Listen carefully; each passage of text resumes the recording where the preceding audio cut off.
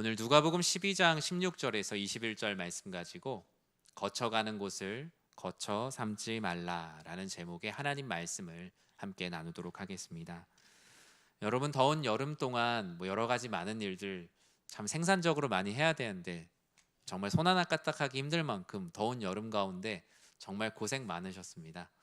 이제 날씨가 좀 선선해지니까 또 그동안 미뤄두었던, 너무 더워서 하지 못했던 일들을 많이 하실 거예요.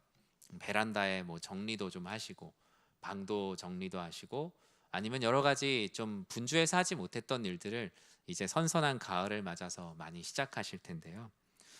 교회에는 여름에는 이사약이 별로 없는데 이제 9월 달쯤 되면 이런 신방이 많아집니다. 바로 이사 신방입니다. 7월과 8월에는 아무래도 더운 날씨다 보니까 계약 관계 불가항력적인 일이 아닌 이상은 이사를 좀 잘 안 하시더라고요. 날이 좀 선선해질 때 집도 옮기시고 이사도 하시고, 또 여름에 이사를 하셨어도 가을에 이렇게 이사했다고 같이 예배를 드리는 일들이 많이 있는데요. 저도 이렇게 이사를 하고 거처로 옮겨본 생각을 해보니까 결혼을 하고 지금의 거처가 이제 5번째 이제 집이더라고요. 감사하게도 그 5번 중에 2번을 우리 교회 사택에서 지냈어요. 네, 부교역자 때 이제 교회 입구에 있는 연립에서 4년을 지냈고, 지금은 또 이제 교회 안에 4년 5개월 지냈으니까 한 8년 반 정도의 시간을, 결혼 생활의 절반을 이제 교회 이제 사택에서 거주를 하였습니다. 서울 하늘 아래에서 비와 바람을 피하고 가족들과 이렇게 함께 지낼 수 있다는 것에 정말 사뭇 감사하게 되더라고요. 결혼 전을 생각해 보니 고등학교를 졸업하고 전 집이 지방이어서 이제 서울에 올라와서 살면서 당시에는 이제 부모님들이 자녀를 이제 하숙집에 많이 맡겼어요. 근데 이제 하숙을 하다 보니 부모님께는 말씀을 안 드렸지만 하숙비가 제가 생각하는 것보단 좀 비싸다고 생각을 했어요. 저희 가정 경제 상황에선. 그래서 1년을 지나고 난 이거랑 안 맞는다고 얘기를 하고 이제 따로 자취를 한다라는 핑계하에 이 창문이 없는 고시원에 살았어요. 이게 싸단 말이에요. 근데 사람이 창문이 없으니까 이게 오래 살 게 못 되는구나. 한 1년을 살면서 정신적으로 되게 힘들었던 시간이 납니다. 군 전역을 하고는 화장실이 없는 다락방에 한번 좀 살았거든요. 한 1년 살다 보니까 이 또한도 되게 쉽지 않구나라는 생각을 했고, 또 다행히 제 주변에는 이렇게 부유한 친구들이 많이 있었거든요. 그래서 부자 친구들의 호의로 넓은 아파트에도 이렇게 대학 시절에 살아봤던 시간들이 있습니다. 신학대학원에 입학한 후에는 제가 다닌 신학대학원은 1년 동안은 가정주부를 제외하고는 무조건 의무 입사를 합니다. 1년 동안. 그래서 경건훈련이란 이름으로 그 기숙사에서 같이 부대끼며 살아가면서 그 안에서 신앙의 훈련들을 해나갑니다. 기숙사에서 계속 살았고 주말에는 서울에 집이 없었기 때문에 이제 제가 사역하던 교회 이제 그 주일학교 방 한쪽에 보면 성가대 가운을 이렇게 막 어린이 가운을 막 걸어놓은 데가 있어요. 그 가운 옆에서 한 2년 동안을 또 살았습니다. 그렇게 지내다 보니 그 전도사 시절에는 유랑 생활이 무언지 그때 배웠어요. 그러니까 짐을 3개월 이상 둘 곳이 제가 없더라고요. 기숙사 한 학기 살면 방학 때 또 나와야 되는데, 감사하게 그래도 그 총신대학교 사당동에 있는 기숙사를 이렇게 지원해서 당첨이 되면 쓸 수 있었는데, 제가 좀 잘 당첨이 되거든요. 그래서 계속 당첨이 됐어요. 그래서 계속 여름 방학 때는 사당동에서 지낼 수 있었고, 겨울에는 그 양지 캠퍼스 그 겨울에 그곳에서 지냈어요. 그러면 정말 산짐승 막 내려오고 이런 곳인데 거기서 감사하게 잘 지낼 수 있었어요. 그래서 저희가 항상 가지고 있었던 게 있었는데 그건 바로 우체국 택배 제일 큰 박스였습니다. 제 인생이 거기 하나에 다 들어가더라고요. 나중에는 그 박스를 풀고 싸는 것도 어때요? 귀찮아져요. 3개월 있으면 어차피 또 옮길 거니까. 그래서 이제는 박스 안에다 놓고 필요한 것만 꺼내는 삶을 살게 되었어요. 그 모든 시간이 참 지나 보니까 힘들기도 했지만 다행이라고 생각했던 건 이 삶이 영원하지 않다는 것. 인생의 그 어떤 화려한 집이라고 해도 결국 다 거쳐가는 곳이라는 것.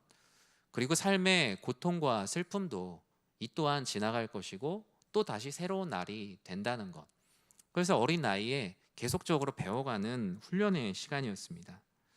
성경에서도 여러 인생의 거처를 말하는데 저는 말씀을 이렇게 묵상하다 보니 성경 전체를 인생의 거처로 한번 이렇게 생각을 해봤어요. 하나님이 우리 인생들에게 처음 주신 거처가 어디죠? 에덴 동산이잖아요. 하나님이 사람에게 주신 최초의 거처였어요. 이곳에는 하나님과의 완전한 교제가 있었죠. 하나님과 깊이 교제할 수 있는 이 완전함을 사람은 스스로 깨뜨리고 오히려 그곳 가운데서 쫓겨나게 됩니다. 그 이후 많은 시간을 지났고 성경에 보면 애굽에서의 노예의 시간이 있습니다. 400년 이상의 고통과 고난에 거쳐였죠. 간절히 구원을 바라며 지금 이곳이 나의 영원한 집이 아니길 바라는 마음으로 나를 구원해 달라라는 기도가 정말 하루도 끊이지 않는 그 고통에 거쳐의 시간을 보냈습니다. 그곳에서만 나오면 다 해결될 것 같았지만 그들은 광야라는 새로운 거처를 만나게 됩니다. 그 광야는 인생의 수많은 훈련이 있는 곳이었지만 그 훈련 속에서 그들은 하나님을 전적으로 의지하는 법을 배우게 됩니다. 그리고 자신의 능력이 아니라 오직 하나님의 말씀으로 사는 바, 사람이 떡으로만 사는 것이 아니요 하나님의 말씀으로 사는 것임을 하나님이 매일 내려주시는 만나를 통해 배우게 되죠. 그리고 주님께서는 그들에게 교회라는 공동체를 허락하셨습니다.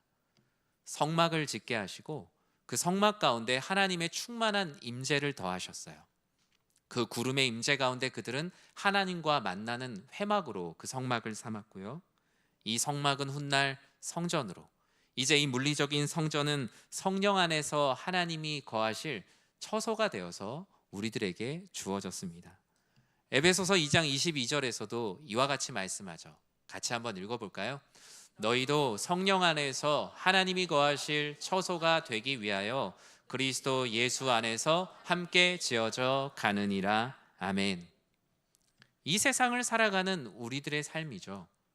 주님께서 우리를 위하여, 아버지께서 너희를 위하여 거처를 예비해 두셨다는 그 말씀을 믿으며 이 땅 가운데 수많은 거쳐가는 것들에 내 마음을 빼앗기지 않으며 살아가는 것, 그것이 바로 성경에서 말하는 인생입니다. 우리의 성경에서 말하는 최종 거처는 계시록에 예언된 것처럼 바로 새 예루살렘, 새 하늘과 새 땅, 우리가 소위 말하는 천국, 영원한 거처요 우리의 영혼이 영원히 거할 수 있는 곳이다 라고 말합니다. 이곳에는 더 이상 죄와 죽음이 없으며 우리의 영혼이 영원히 거주할 아버지의 집이라고, 이제 더 이상 다른 곳을 거쳐갈 걱정을 할 필요도 없는 하나님과 영원히 함께할 수 있는 완성된 거처라고 말씀하고 있어요. 우리는 오늘 본문을 통해 여전히 세상을 거처 삼아 머무르려는 인생 안의 어리석음과, 그러면 참된 지혜로운 신자란 어떤 삶을 살아야 되는지 이 누가복음 12장 말씀을 통해서 함께 보도록 하겠습니다. 오늘 본문은 어리석은 부자로 잘 알려져 있죠. 이 비유는 우리의 영혼의 궁극적 처소가 어디인가, 우리가 영원히 거할 거처가 어디인지에 대해서 깊이 묵상해 볼 수 있는 말씀입니다. 세상의 부나 소유, 탐심, 유형적인 것에 우리의 영혼이 영원히 거할 수 없으며 오늘 본문에서 말하는 무언가 비밀스러운 무형의 것에 우리는 영원히 함께할 수 있다라고 말씀하는데요. 그렇다면 왜 이 어리석은 부자는 이 부자라는 자신의 모습 앞에 어리석다라는 수식어가 붙게 되었을까요? 어리석은 부자는 인생에 거쳐가는 곳을 영원히 거할 수 있다라고 생각하는 거처로 삼는 인생이었기에 하나님은 그를 어리석다라고 말했습니다. 거쳐가는 것, 그저 지나가는 것에 너무나 나의 자신의 마음을 다 빼앗겨 버린 것이죠. 사실 주님께서는 말씀하셨죠. 사람의 제일 되는 목적은 하나님께 영광 올려드리고 하나님 안에서 즐겁게 사는 거라고요. 이 땅 안에서 여러분에게 주어진 삶을 즐겁게 살지 말라는 얘기가 결코 아닙니다. 그러나 그것에 내 영혼이 영원히 머물 곳이라고 생각해서 거기에 내 인생을 다 쌓아두는 것을 성경은 경계하고 있는 것이죠. 이 땅 역시 우리의 인생 역시 그저 거쳐가는 시간들이기 때문입니다. 주님은 15절에서 이 세상에 머물고자 하는 태도 그리고 탐심을 경계하시면서 우리의 생명이 이 땅에 있지 않다라고 말씀하셨죠. 우리 15절 말씀 같이 읽어볼게요. 그들에게 이르시되 삼가 모든 탐심을 물리치라. 사람의 생명이 그 소유에 넉넉한 데 있지 아니하리라 하시고. 아멘. 사람의 생명이 소유의 넉넉함에 있지 않대요. 오늘 본문의 부자는 사실 이미 부자입니다. 부자인데 그 밭에 소출이 풍성하여졌다라고 말해요. 다른 번역본에 보면 원래 그가 생각지 못했던 예상치 못한 부가 찾아온 상황을 말씀하고 있습니다. 성경은 부함을 악이라고 말하지 않아요. 다만 그 부함을 탐심과 자신의 욕심을 발현시키는 도구로 사용하려고 하기 때문에 하나님보다 더 하나님으로 그 부를 여기는 그 태도를 항상 악이라고 경계하고 있죠. 하나님의 영광을 위해 자신의 부함을 신실하게 사용했던 많은 이들이 있기 때문입니다. 16절 본문에 한 부자가 그 밭에 소출이 풍성한 것, 이거 그냥 어디에 막 투기해서 그런 거 아닐 수도 있거든요. 오늘 본문은 그 어떤 부함이 된 것에 대한 도덕적인 기준을 지금 이야기하고 있진 않아요. 어떻게 부해졌냐가 아니라 이 부해진 상황에서 이 부를 어떻게 다루고 있느냐를 본문은 말하고 있어요. 문제는 부함에 있는 것이 아니라 부함에 대한 한 인간의 사고방식에 지금 있습니다. 부자의 생각은 어떻습니까? 17절에 그 부자의 생각을 볼 수 있는 구절이 있어요. 같이 읽어보겠습니다. 심중에 생각하여 이르되 내가 곡식 쌓아둘 곳이 없으니 어찌할까 하고. 아멘. 부자의 생각에는 하나님이 없어요. 부자가 자신에게 일어난 일들 가운데 나 자신이 인생의 주인이어서 내가 모든 것을 판단하고 스스로에게 질문하고 스스로에게 답을 하고 있는 인생의 주인으로 살아가기에 하나님은 그의 모습을 어리석다라고 말합니다. 예상치 못한 복으로 밭의 소출이 풍성해질 수 있죠. 그러면 우리는 하나님께 여쭈어 봐야겠죠. 하나님, 제가 이렇게 많은 은혜를 받았는데 하나님께서 말씀하신 하나님 사랑과 이웃 사랑 그리고 하나님 안에서 즐거워하는 저의 인생을 위해 이 부를 어떻게 사용하면 될까요? 이 풍성함을 주신 분에 대한 감사, 생각, 고려, 질문, 그 모든 것이 부자에겐 없어요. 왜냐하면 이 부자에겐 하나님에겐 여쭈어 보지 않아도 되는 주인인 자기 자신이 있기 때문입니다. 쌓아둘 곳이 없으니 어떡하지? 오늘 본문은 곡식, 내 곡식을 쌓아둘 곳이 없으니 어떡하지에 초점이 맞춰져 있는 안타까운 부자의 모습을 보게 돼요. 여러분, 오늘 교회에서 밥을 먹는데 옆에 있는 한 성도님이 오셔서, 친한 성도님이 와서 나 기도 좀 해줘 라고 얘기하면서 내가 집에 돈이 너무 많아서 이거를 쌓아둘 데가 없으니까 좀 알아봐 달라고, 좀 나 좀 도와달라고, 내가 이것 때문에 요즘 잠을 잘 수가 없어 라고 얘기한다면 여러분 어떻게 하겠어요? 손을 딱 잡고 정말 너무 힘들겠구나, 내가 기도해 줄게 그러겠어요? 전화번호부에서 지워버려야겠다 라고 아마 생각을 할 수 있죠. 목양을 하다 보면 되게 다양한 성도님들을 만나거든요.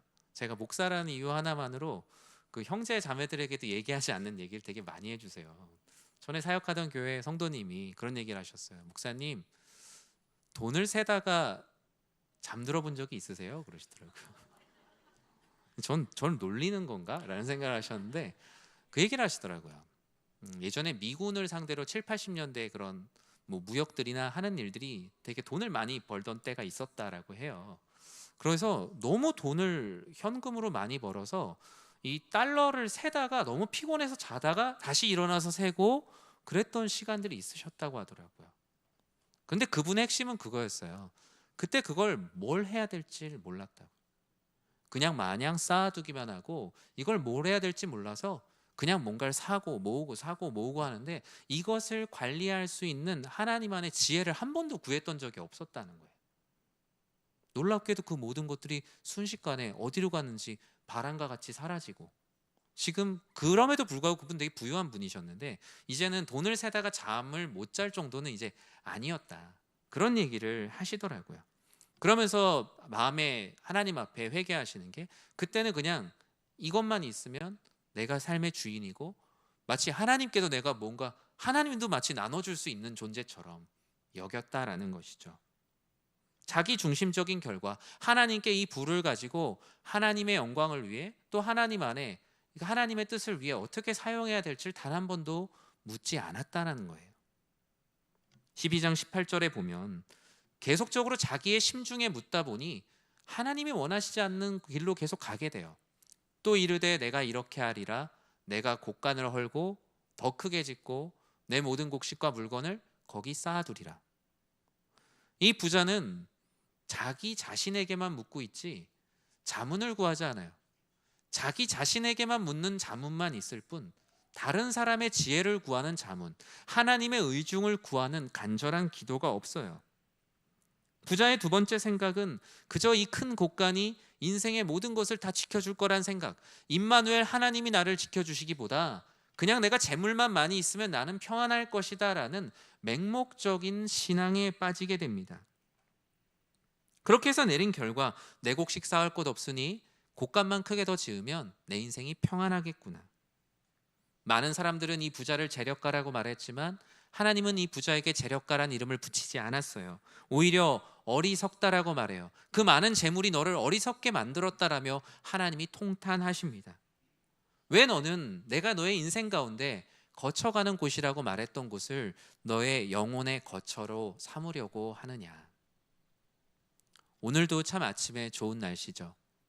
하나님은 우리의 삶에 거쳐가는 곳을 다 뒤로 하고 모든 곳에서 금욕하라고 하신 것이 아니에요.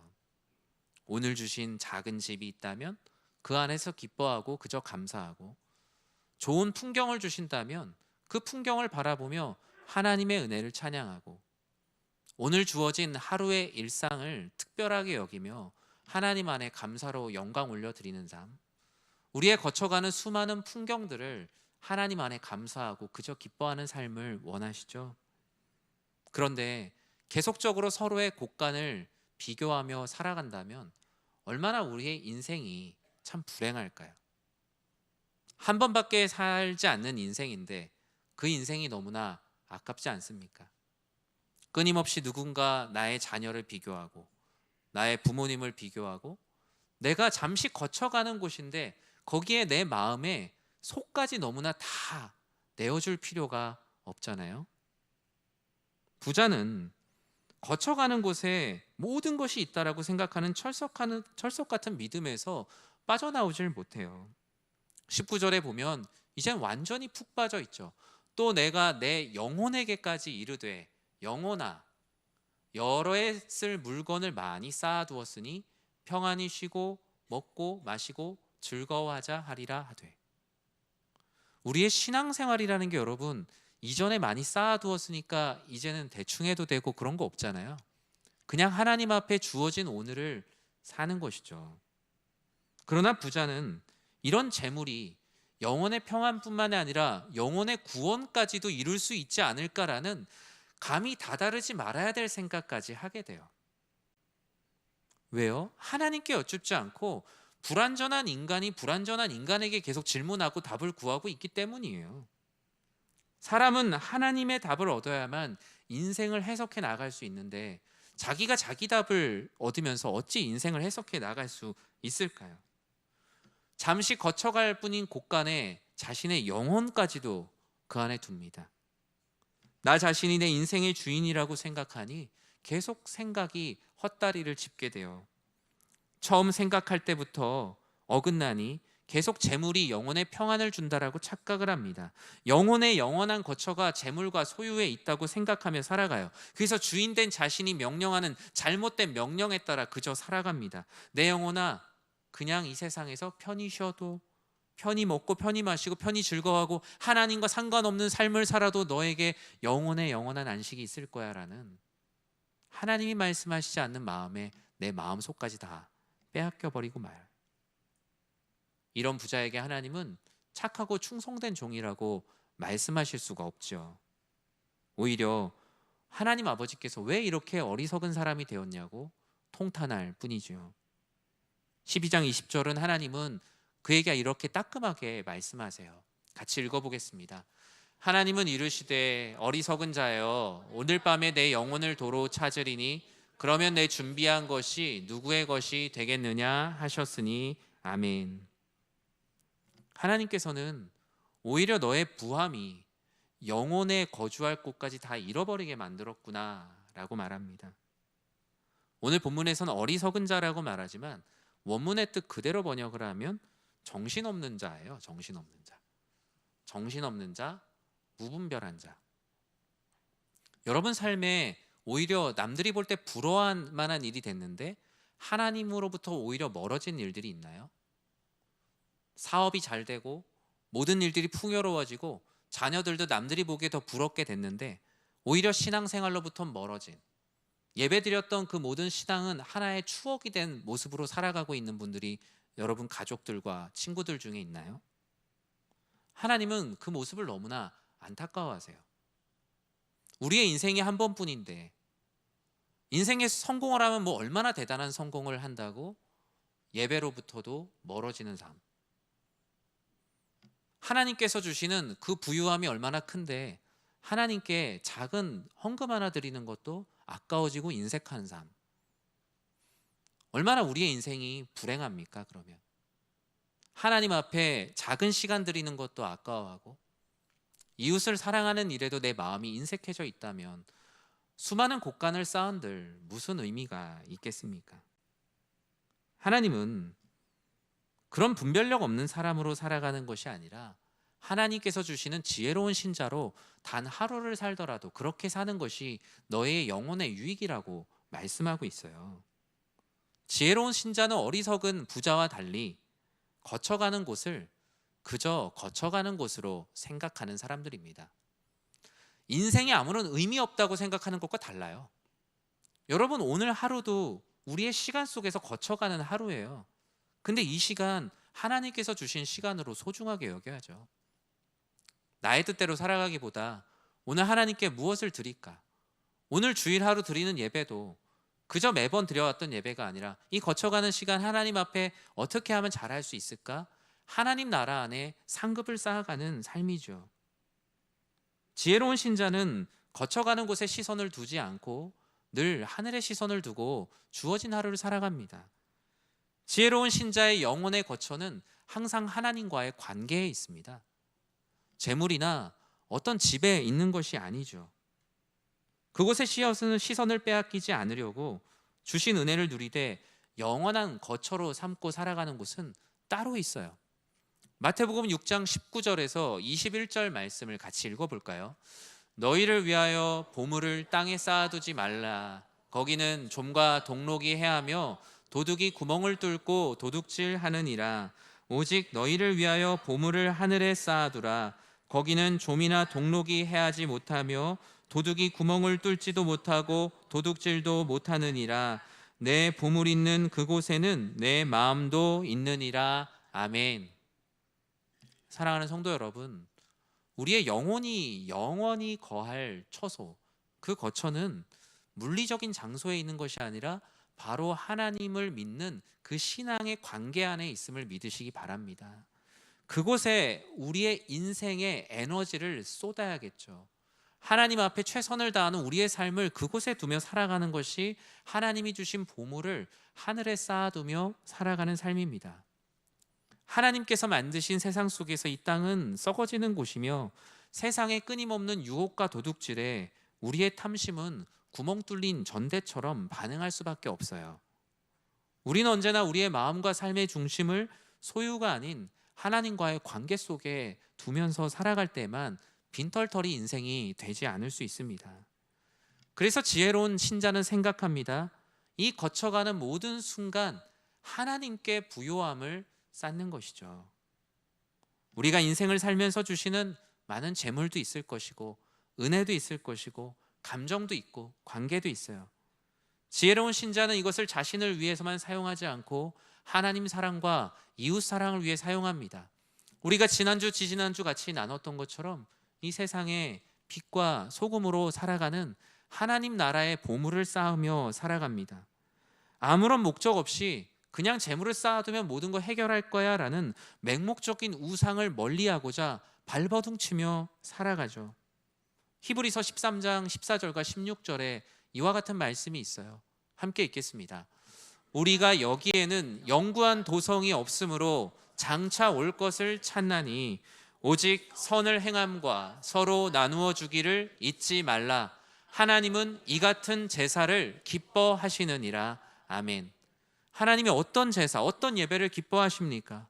선을 행함과 서로 나누어 주기를 잊지 않는 삶.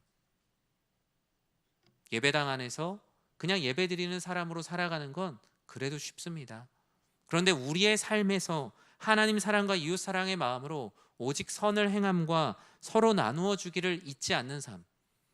내가 내 인생에서 열심히 해서 성공하는 것도 나 한 사람 잘 먹고 잘 사는 것이 아니라 하나님 나라와 너보다 또 헐벗고 굶주린 이들을 먹이기 위해 살아가는 것. 예전에 한 대학교 총장님이 그런 말씀을 하셨어요. 여러분들 열심히 공부하는 이유 여러분 혼자 잘 먹고 잘 살기 위한 거 아닙니다. 여러분 열심히 공부해서 10,000명을 먹이는 사람이 되십시오. 여러분이 열심히 기술을 개발하고 연구해서 10만 명을 먹이는 사람이 되십시오. 교회가 아닌데도 그렇게 이야기하지 않습니까? 하나님께서 주시는 은혜를 가지고 무엇으로 살아갑니까? 우리가 거쳐가는 동안에 만나는 많은 영혼들을 긍휼히 여기고 사랑하는 일들에 여러분들의 에너지를 쓰십시오. 여러분들의 마음을 쓰십시오. 그러면 하나님이 우리의 인생의 마지막 때에 뭐라고 말씀하시겠어요? 어리석다가 아니라 나의 사랑하는 자녀, 착하고 충성된 종이라고 말씀하시는 그 칭찬의 은혜를 우리가 감히 받을 수가 있겠어요? 그 가운데 감격을 가지고 우리가 살아가야 되지 않겠습니까? 지혜로운 신자는 언제나 영혼의 평안은 하나님과의 관계 안에 있다는 것을 잊지 않으며 살아가는 거예요. 어쩌면 안 믿는 분들이 그 교회 다니는 분들을 보면서 되게 신기하다고 얘기하는 게 천국 얘기하는데 죽음은 가장 두려워하는 사람들이라고 말합니다. 그건 맞는 말이에요. 그거는 우리가 믿는다고 하여도 이 세상 가운데 살아가는 존재인 이상 우리도 여전히 이 세상 사람들과 똑같은 성정을 가지고 있죠. 하지만 그 안에서도 두렵고 떨리는 마음으로 우리의 영혼의 평안은 하나님과의 관계에 있다는 마음으로 어떻게든 살아내보려고 하는 게 믿음이죠. 우리가 성자로 사는 게 아니라 성자가 되고 싶은 마음으로, 성령 하나님께서 나를 도와주실 거란 마음으로 성화의 길을 걷는 사람들이 바로 우리들 아니겠습니까? 여러분, 더 큰 곳간이 없는 것에 여러분 너무 상처받지 마십시오. 남들보다 더 많이 가지지 못한 것에 애통해하고 너무 슬퍼만 하기엔 우리의 인생이 너무나 귀하고 아깝습니다. 더 큰 재물이 없어도, 더 큰 집이 없어도 오늘 주어진 하루 가운데 말씀하시는 이 하나님의 선물과 같은 시간들을 남김없이 빈틈없이 누리십시오. 성경은 말씀하죠. 주의 궁정에서의 한 날이 다른 곳에서의 첫날보다 좋다는 고백은 우리들에게도 듣고 싶은 우리의 고백 아니겠습니까? 거쳐가는 것들에 너무 마음을 많이 빼앗기지 마시고 여러분의 속에 있는 영혼까지 보여주지 마십시오. 우리의 삶에 소유 자체를 그 목적으로 두고 너무나 달리게 되면 그 끝은 공허한 뿐이고 여전히 채워지지 않는 갈급함으로 인한 갈증만 가득할 뿐입니다. 주님은 사랑하는 여러분들이 그와 같은 결말을 맺기를 원하지 않으셔서 오늘 이 어리석은 부자를 통하여서 너희의 모든 것 하나님께 부요한 자가 되라라고 말씀하고 있지 않습니까? 어리석은 부자는 거쳐가는 것을 자신의 거처로 삼으려고 부단히 애를 쓰다가 인생을 마감합니다. 채워지지 않는 갈증 가운데 영생이 무엇인지 안식이 무엇인지 모릅니다. 그러나 지혜로운 신자는 거쳐가는 모든 순간을 하나님 섭리 안에서 감사하고 오늘을 기뻐하며 내일을 소망합니다. 비천에 처할 때나 부할 때나 하나님과의 관계를 계속 하늘에 쌓아갑니다. 말씀은 오늘 우리들에게 질문합니다. 나의 영혼은 어떤 거처를 향하고 있는가? 나는 이 땅에 내 집 마련하는 것에 모든 인생을 쏟고 있는가? 아니면 내 영혼이 영원히 거할 내 영혼의 내 집 마련을 위해서 우리는 한 걸음 더 나아가는 인생인가? 저는 우리 사랑하는 성도님들이 하나님과의 관계 속에 그 하늘에 하나님께 부요한 모든 주의 자녀들 되시길 주님의 이름으로 간절히 축원합니다.